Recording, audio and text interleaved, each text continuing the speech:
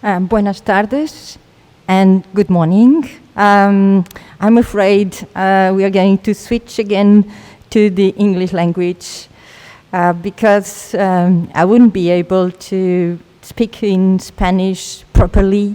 I would probably do something of a mixture between Portuguese and Spanish that we tend to call an alternative language, which is the Portuñol. So I decided that it would be best for me to be to speak in English, and I want to start to thank you, the organization, for this kind of invitation and for this opportunity, which is a great honor to me. And I want also to make a very special thank you to my dear friend Berta, with whom we have had several moments of work together. And so thank you very much again for this opportunity. In my talk, I will try to focus in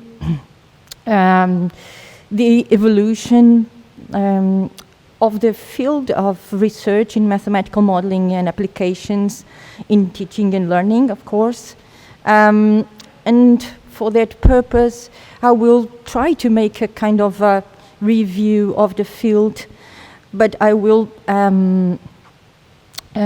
select in particular the work that has been presented in international conferences. So there is quite a rich history of the international research on teaching and learning, mathematical modeling and applications. Of course, it has already been pointed out that the richness of this history has not proper counterpart in the way that modeling and applications have permeated the work in the classrooms, in schools, and the curriculum. But in terms of the development of the research, there are some interesting, what I've called the nodes of the history, which I selected to be the ICTMA conferences, the PME conferences, the ICMEs, and also the CERMI. I will try to give some more attention to the CERMI, not only because myself and Berta and Gilbert have been, and also Irene, very actively involved in the group, the modeling group, but also because it's more a European grounded group. As you see in that diagram, I have put ICTMA in the center of the net. And for me, this means that ICMA is somehow at the genesis of a lot of the development in this history. ICTMA has become recently one of the study groups affiliated to ICME, but it started as a group of people that were enthusiastic and that were trying to develop ideas and proposals and tasks to be used with students in schools and universities. Here is a list of the former conferences. The last one has been held in Hong Kong this year in July. And in the ICTMA website, it's possible to have an overview of the history of this community. And I find that this community is rather important, not only because it means the beginning of a certain community, of a certain movement, but also because these conferences have a kind of a special flavor, as these authors have stated. Because these conferences usually attract, of course, researchers in mathematics education that are, studying issues related to the teaching and learning of mathematical modeling. But also, these conferences have attracted applied mathematicians, and also practitioners, which means teachers, and also students that are doing graduate studies. So in these particular conferences, you may find somehow an inside view of the mathematical modeling thinking. And what I believe to be one of the major characteristics of the ICTMA community and of the ICTMA conferences is that the modular thinking is one of its important influences, and it has tried to become one influence into the context of mathematics education. It offers, well, the evolution of these conferences, of course, has also been influenced by the nature of the proposals, and they tend to be more academic now, more academic, more to the realm of research, but initially, and it still is a bit like that, there was very good space dedicated to working on modeling problems, sharing examples, sharing modeling contexts that involve many disciplines and subject domains. For instance, I can tell you just as an example, two nice problems that I've seen in the last ICTMA in Hong Kong was a problem related to how we can model the spider cameras that you can see in the football stadiums that are recording, of course, the various angles of the game. And another one was, for instance, how can we weigh an elephant? So these are two examples of problems that were discussed and that were presented and that were also analyzed in terms of what students can achieve when they are solving those kinds of tasks. There is a synthesis published in 2015 in one of the books of the ICTMA series. The ICTMA series is one of the series that is currently published by Springer, where Geiger and Fred make a certain synthesis of the contributions made in this conference between 2002 and 2011. And they came to the conclusion that as time progresses, the research work that is presented in these conferences has become more theoretical grounded, and there seems to be a greater maturity of the research presented. They started to make a distinction between the theories that people are adopting in their studies, and they distinguished between local and general theories, and they realized that in ICTMA there seems to be a preponderance of local theories. Let me just give you a hint about those local theories. Sometimes they are also named as homegrown theories, theories that are developed within a particular group. So, for instance, a local theory would be the modeling cycle framework, where everything is discussed around the several steps and stages of the modeling cycle. Another local theory would be, for instance, the models in modeling perspective, based on the idea of modeling aliasing activities that was promoted and developed by Richard Lash and many of his colleagues.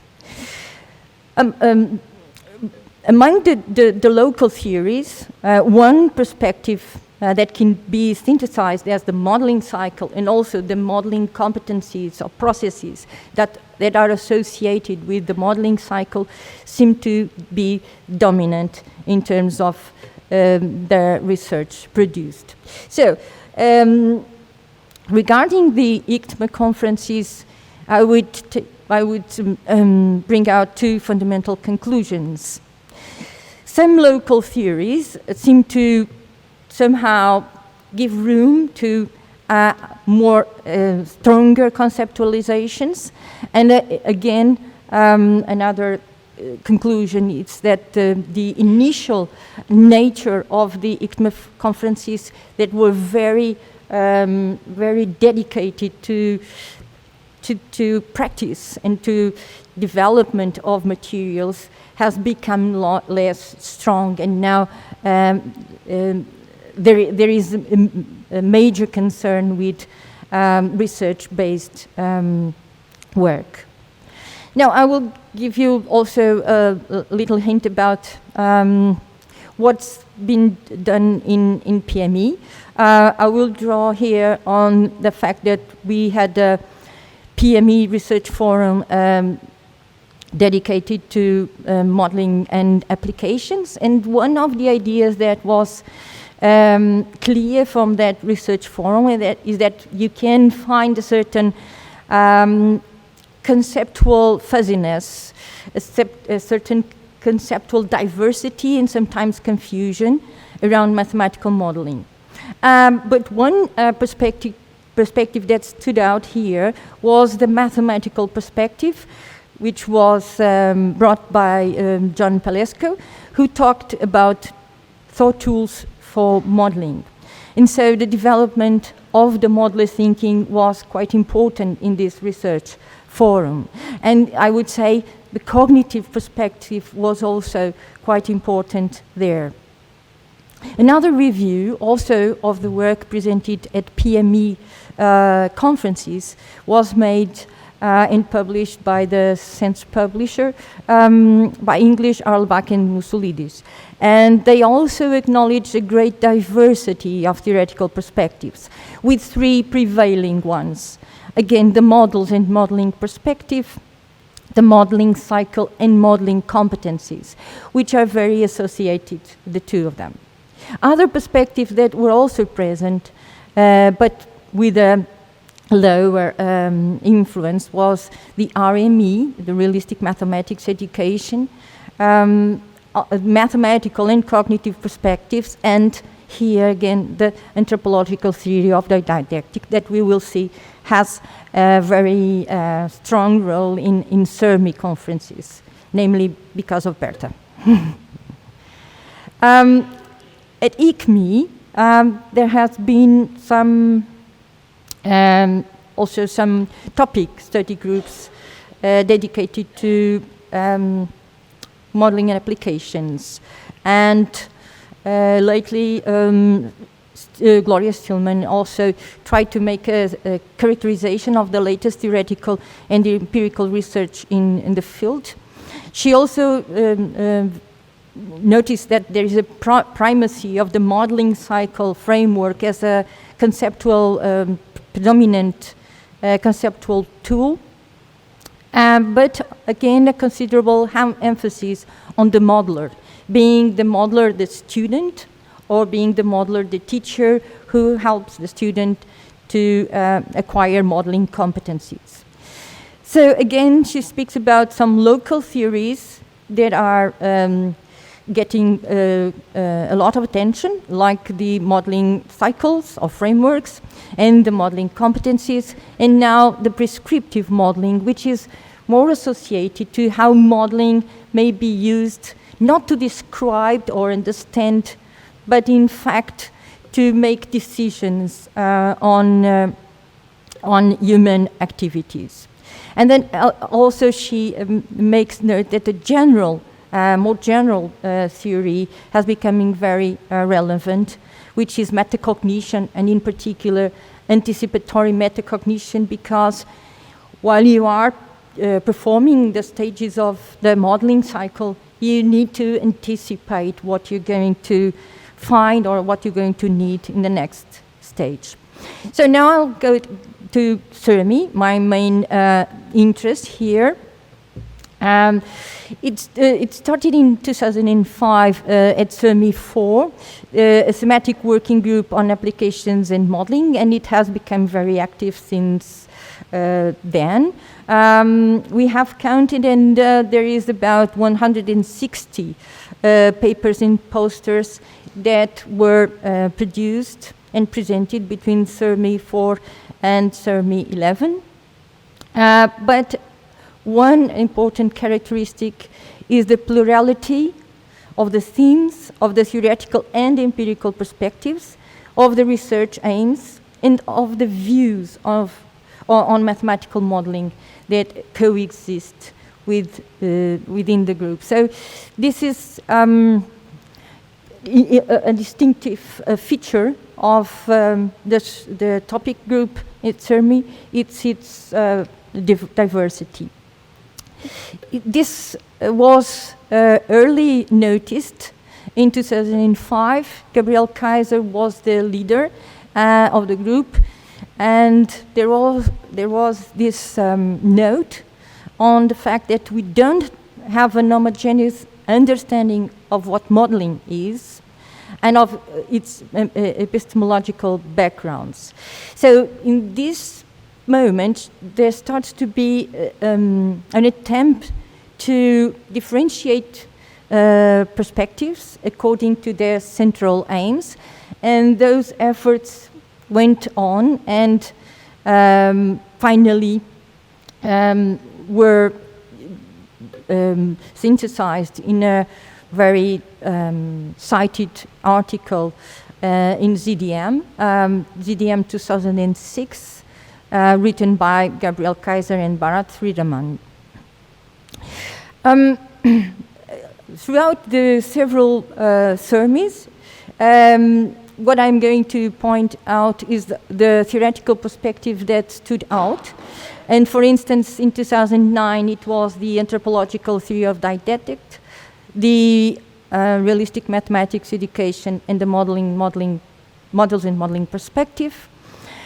In 2011, I think we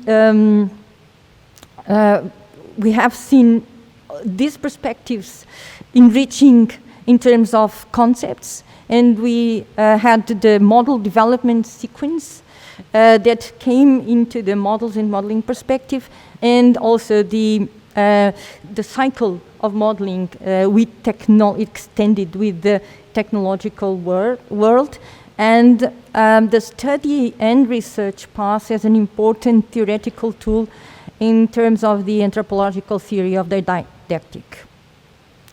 In 2013, we had a stronger debate on the use of technology and also on teachers' beliefs. And again, the most relevant perspectives were MMP, ATD, and the modeling cycle, with a relative balance between them. In 2015, again, we have more, I would say, more theoretical tools that are becoming, enriching the perspectives, but we also witnessed something that I've called neighboring perspectives. So I think that the group began to expand a little, and we had ethnomathematics, for instance, and inquiry-based learning as very close perspectives to those already held by the group. In 2007, again, great diversity of theoretical perspectives, and again, new neighboring perspectives coming in this case, interdisciplinarity, engineering education, and also problem solving. And finally, in 2019, which was the last Seiem in Utrecht, we had also new theoretical concepts acquiring more visibility. The model activity diagrams, which make a connection to problem solving, the mathematical working space, and the study and research path. neighboring perspectives coming again more visible, like STEM education, interdisciplinary mathematics education. So we can see that there is a clear presence of many theoretical perspectives. Some of them are, getting stronger, affirming themselves and somehow solidifying. Qualitative empirical studies still prevail, and some more represented theoretical perspectives at CERN would be the modeling cycles and modeling competencies, the modeling and models and modeling perspectives, and the anthropological theory of didactic. Okay, this diversity is found to be rich, and it's important in terms of plurality, but sometimes inside the group it is also a sign of a certain division or confusion or difficult in communication. Sometimes it can also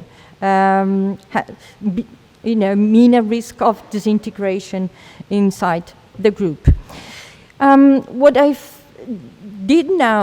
do now, just to complement this view on the work that's been developed at CERN, is I try to identify some of the more productive people in terms of papers presented. And so I just made a counting between 2009 and 2019, okay? And I recorded somehow the theoretical perspectives that they were adopting. So this is a very, full table of information, but in this case, I will, try to focus on the column on the right, where the theoretical perspectives are more indicated. And, so Arlebach is one of the, Jonas Arlebach from Sweden is one of the productive researchers, and it would be difficult to place him in one single perspective, because he is probably one of the contributors who has tried to make crossings between different perspectives. So sometimes he's clearly working on a perspective more related to the models and modeling perspective, but he also can cross domains and get into other perspectives. As to Berta Barquero, she's clearly on the anthropological theory of the didactic, and she has made very important contributions in terms of not only of describing what students can achieve when doing modeling activities, but also how to use study and research paths as a tool for teacher education. Griffrath seems to be clearly in the German perspective. The German perspective is probably the most connected to the modeling cycle and modeling competencies. But I believe one of his very important contributions is, and will probably continue to be, on the role of technologies in developing modeling competencies and modeling processes. Rita Borromeo-Ferri is also from Germany, has also been doing most of her research within this perspective of the modeling cycle. She's very interested in using modeling to study teacher education. And she's trying to describe and measure what are the competencies that teachers need to teach mathematical modeling. In my case, maybe I would place myself also more clearly within the models and modeling perspective. I'm also been interested in study what is the role that other tools can play in the modeling process, not only technological tools, but other kind of materials or concrete materials where, with which you can do experimentation. So in a way, I've also been moving a little to the area of STEM education. So what I think we can summarize or we can synthesize from looking at the research that has been developing in the Seiem group is that we have, of course, several theoretical perspectives, as I have shown you before, but at the same time, I think we have been developing new constructs, new concepts that somehow develop or deepen or extend the frontiers of other previous concepts. So I'm giving some examples. A model development sequence is a very interesting concept that extends the idea of modeling elicity activity. The modeling activity diagram is also a very nice concept that extends our view of problem solving. And then we have research, study and research path for learning modeling from the ATD, study and research path for teaching modeling also from the ATD, the extended modeling cycle with technology, which also extends our previous model of the modeling cycle, the interdisciplinary mathematical modeling, which pays attention not only to the real world, but also to the disciplines, to the subjects that are integrated, and the experimental mathematical modeling that deals with tools, not necessarily technological tools, but artifacts, concrete materials with which you can perform simulations or experiments. So from my point of view, this is somehow a picture of what has been happening. So we had a first, big expansion and explosion of theories and theoretical perspectives that are now tending to grow and become more condensed. Okay, so we have several theoretical perspectives more relevant in the research. These three are the ones that I've found to be more addressed, and we also have a certain number of neighboring areas that are becoming more visible.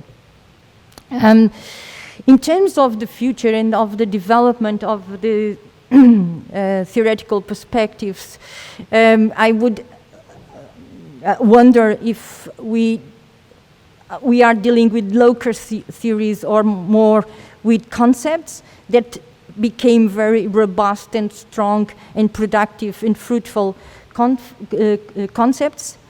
In terms of advancing, it seems to be clear that we need cross boundaries between the different perspectives. We need to interact more in terms of the different theoretical concepts, and again, try to deepen and widening those theoretical concepts. Sometimes we look for a common conceptual ground for our theory. And again, coming back to what I think it's the essence of the ICTMA community, I think that we, regardless of the perspective that we are theoretically adopting, we are still working on the development of the modular thinking. So there seems to be some kind of generative role, at least in my view, of this development of the modular thinking. And the modular thinking may, of course, be seen from different angles with multiple facets, like the cognitive one, the cultural one, the critical or socio-critical, the pedagogical, etc. So this kind of diagram somehow illustrates what I believe that it's possible to envisage for the future in terms of how our theories and our theoretical perspectives may continue to develop and to evolve. So thank you very much.